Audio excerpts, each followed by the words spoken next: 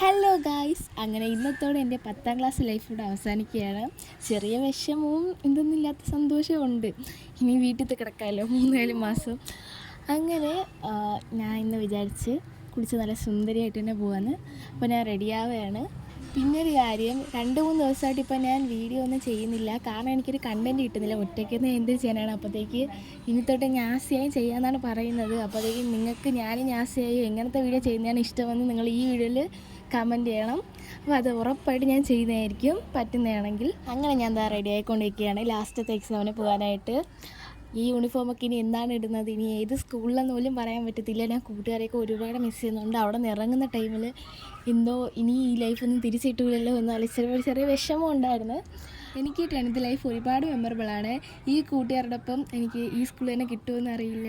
പിന്നെ ഇങ്ങനെയൊക്കെയാണ് സ്കൂളിൽ പോയത്. അപ്പോൾ വീഡിയോ ഇഷ്ടപ്പെട്ടാൽ സപ്പോർട്ട് ചെയ്ത് സബ്സ്ക്രൈബ് ചെയ്യാൻ മറക്കല്ലേ. അപ്പോൾ ഓക്കെ, ബൈ.